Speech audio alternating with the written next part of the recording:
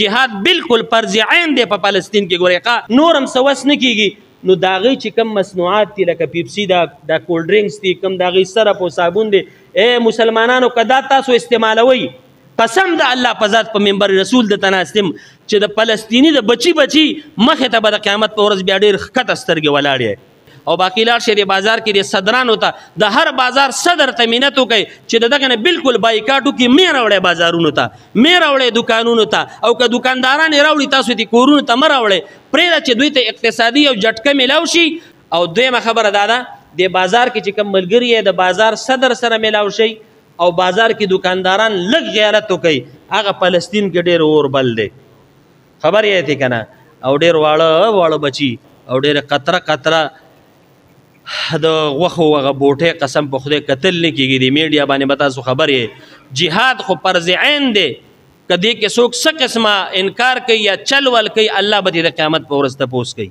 او دغه فلسطیني بچی او دغه یتیم او دغه کونډه او دغه خلک چې راشي د قیامت په ورځ تمام امت مسلمه ټول لیډران به د الله په مخ کې ډېر زیات بیا د شرم نه به سترګې ښکته نیولي.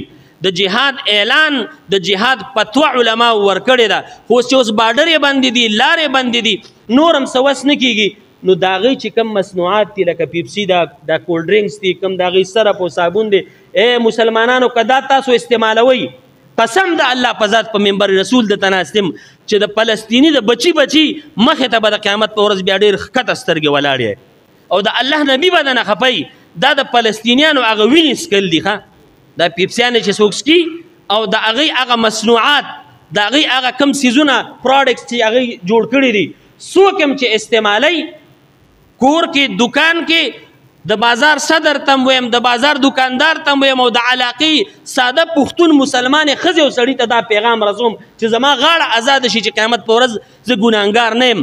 دا وایم که څوک هم د فلسطین د هغه اسرائیلو چې کوم مصنوعات دي د فلسطین خلاف، د غزې د مجاهدینو خلاف چې کوم څیزونه استعمالیږي اسرائیل چې تیاروي، کوم پراډکټس چې هغوی تیار کړي دي او چا هم استعمال کړل، دا داسې دي لکه د فلسطیني ماشوم او د کونډې او د یتیم وینه چې څکي. بیا به دا نه وایه چې موږ نه یو خبر.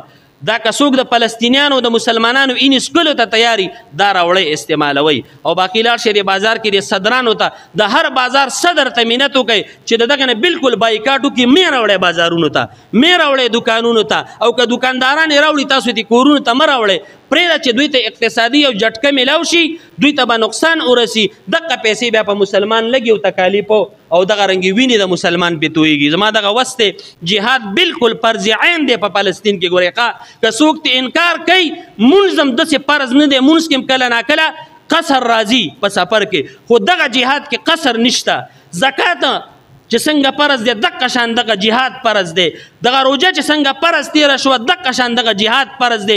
کم ملای که نه مني، کم مفتی نه مني، کم شیخ الحدیث نه مني، کم سکالر نه مني، کم ساده مسلمان نه مني، څوک ریاستی کس دی، عوامي کس دی، څوک هم چې ته انکار کوي د الله حکم پریزي نه انکار کوي، دی کافر دی کافر. دا په دلایلو سره وایم، د قرآن حدیث ادله 40 زه ثابتوم. باقي زما غاړه ازادولو او کلم چې لاره آزاده شوه ما خپل ځان ته هم دا دغه دی که ژوندی وم په خپله به زم د مسجد اقصی دفاع به کوم. دغه جهاد کې د چا شک نشته. او که زه نه وم ما د خپلو بچو ته هم حکم کړی انشاءالله د مهدي په پوج کې به ځان داخلی او د فلسطین د بیت المقدس او د بیت الله او دغه رنګې نبي علیه السلام د روضې د حفاظت دپاره به خپل سرونه پیش کوي. موږ د بزدلۍ ژوند نه دی خوښ کړی، بېغیرتۍ زندګي نه تېرو. دغه جهاد فرض دی، دې کې د چا شک نشته. د سره پکې شک ونه کوئ، که شک کوئ بیا کوپر ته اوړئ. د فلسطین جهاد یادوم، د اسرائیل او یهودو خلاف جهاد یادوم. نور جهادونو کې د خلکو خبرې شته، دغه کې څه شکوک او شبهان نشته. خو پراډکټس نه به څوک انکار کوي، د دې نه څوک بایکاټ کوي. د اسرائیلو مصنوعات به څوک نه راوړي. دا دوی لږ دغه که چې دا د الله په دربار کې ګورې دا به حاضري وي. او د بازار والا ته د ټولو ته زما دا درخواست دی چې څوک هم کور ته رانوړي، که کور ته م راوړه زنانه پې پوهېږي هغې دې واپس کوي. الله دې تاسو له اجر عظیم درکړي. خبره مې لږې اوږدې کړې، خو دا خبره ډېره ضروري وه. سبحان ربک رب العزة عما یصفون.